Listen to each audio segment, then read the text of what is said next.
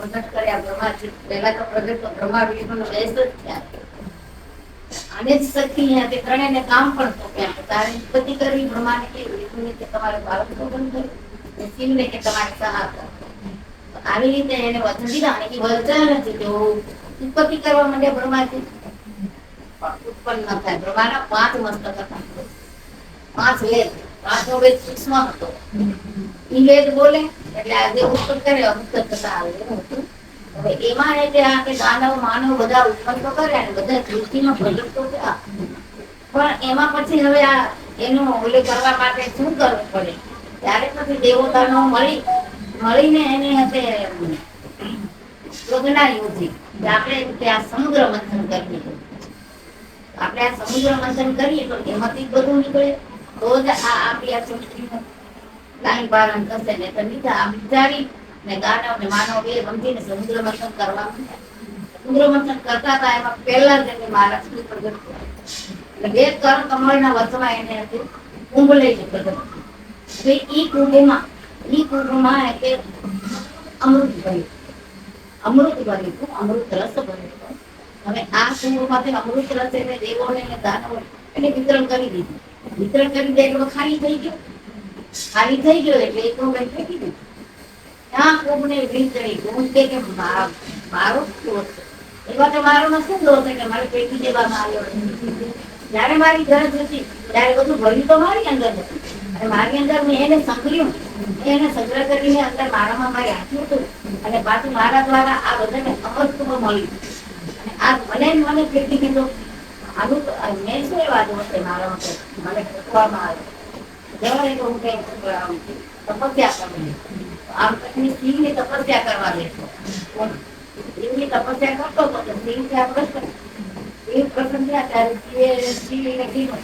કે પ્રભુ મારો શું દોષ છે કયા દોષની તું વાત કરે છે તું કયા દોષની વાત કરે છે જો કે આ ગરજ જયારે એમ કે આપણે ગમે તે વસ્તુ હોય ગરજ હશે ને ત્યાં સુધી એનું માન ગરજ નહીં હોય ત્યારે એનું માન નહીં રહે અને એને ફેંકી દેશે જ્યાં સુધી ગરજ હતી તમને બધાએ દેવો દાનવ બધા સર્વને ત્યાં સુધી તો એમ કે અમરત્વ તો મારામાં હતું ને તો પછી આ અમર વસ્તુ તો મેં તમને બધાને સંગ્રહેલી મેં તમને બધાને ઉડી કરી છે તો હવે આ મને તમે ફેંકી દીધો તો પછી આ મારો શું દોષ છે તમે પૂછો શું દોષ સમજીને મને બેટા તને તો કોઈ દોષ નથી હું તો નિર્દોષ છે તો પછી હવે મારું શું કરશો તમે મને ક્યાં સ્થાન આપશો તમે બધા તો પોતાનો સ્વાદ લઈને બેઠા મને ક્યાં સ્થાન આપશો મને કામ તો સ્થાન જોશે હું આમના રખડતો નહીં કરવો ત્યારે પછી એને કહેવું માગે કે ભાઈ જો કે જ્યાં શુભ કાર્ય થશે ત્યાં પહેલી તારી સ્થાપના થશે ત્યારે એ લોકોનું શુભ થશે અને પછી પણ જ્યાં વિઘ્ન આવશે ત્યાં વિઘ્ન કરતા મારો પુત્ર ગણેશ તો આવી રીતે એને વચન દીધું શુભને અશુભમાં બેનું તારું કામ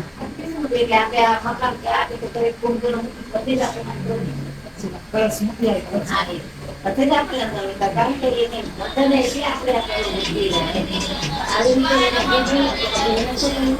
કે ભાઈ ઠીક છે બાપુ તો મને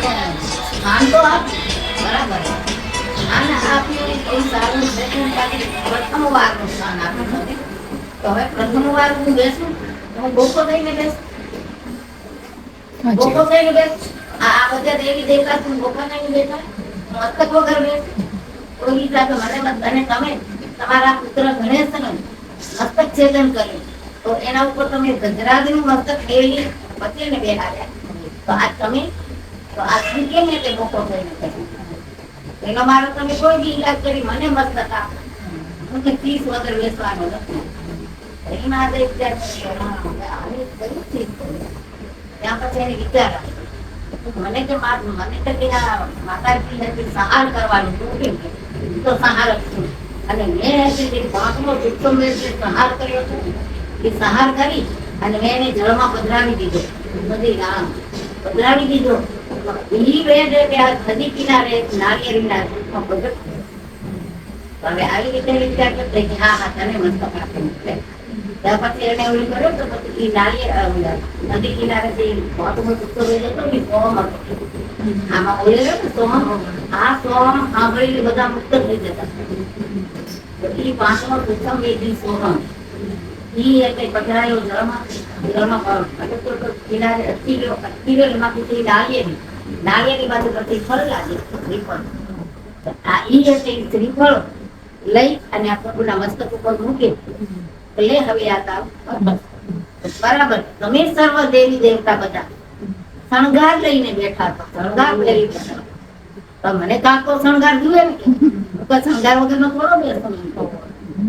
ત્યાર પછી કે હવે તારે શું શણગાર દીધો? બાજે વિચાર કરો આ લે એ તારો શણગાર કે 5 આસો પાલવના પાન સીધું સીધું બી થાય. તે પ્રત આસો પાલવ ના હો તો આંબાના પાન થી સીધું બી થાય. તે પ્રત ના હો તો નાગરવેલના પાન થી સીધું બી થાય. એટલે 5 પરમેશ્વરના 5 પાન મુકાય, એના ઉપર મસ્તક મૂક્યું. એને આ શણગાર પાન એના ઉપર મસ્તક. અને પછી કે બરાબર પછી પણ પછી મને હજી એક વસ્તુ મને હજી કરી શું તો કે મને હરી મળવા મુશ્કેલ છે, તો હારું એનો મને હાથ પહેરાવો તો હું હરી એક રૂપ દઈએ. એમ દઈએ કુટુંબ પર આપણે હાર પહેરાવવામાં આવે. એ હાર નું પ્રતિક છે. હું હારું તો હરિરૂપ થાવ ને એટલે એને એ હાર ને આ બધું આ કુંભની આવી રીતે સ્થાપિત થાય. તો આ રીતે આપણા શુભ કાર્યમાં વપરાતો, અશુભ કાર્યમાં વપરાતો કુંભ. એટલે 12 સ્થાને કે બેસી, 12 સ્થાને બેસી પછી 13મો થઈને વચલા સ્થાને બેસી. હું 12 મારા રૂપ પ્રગટ કરીને 12 સ્થાને બેસી પછી 13મા વચલા સ્થાને બેસી. એ અશુભમાં વપરાય. તો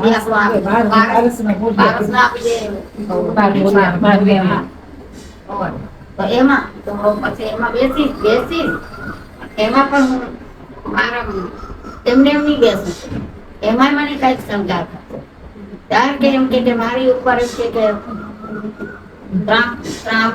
સોનું રૂપનું ત્રાંબુ કે માટી પણ એ રીતે મારા મુખ કમળ પર પધરાવજો. આમાં વસ્ત્રદાન મૂકજો, અન્નદાન મૂકજો. આપણે અન્નદાન અને પછી અન્ન મૂકજો, આ દ્રવ્યદાન મૂકજો. આવી રીતે એના દાન માગે આપણે આ જોઈએ ને આપણે લખી ગયા છે કેવું ખરેખર સમય લખી ગયા. અને એ માટે આપણે ત્યારે ખબર પડી કે આપણું મીઠું બધું એવી રીતે આપણે એ નહીં થાય. પછી વિઘ્નહર્તા ગણેશ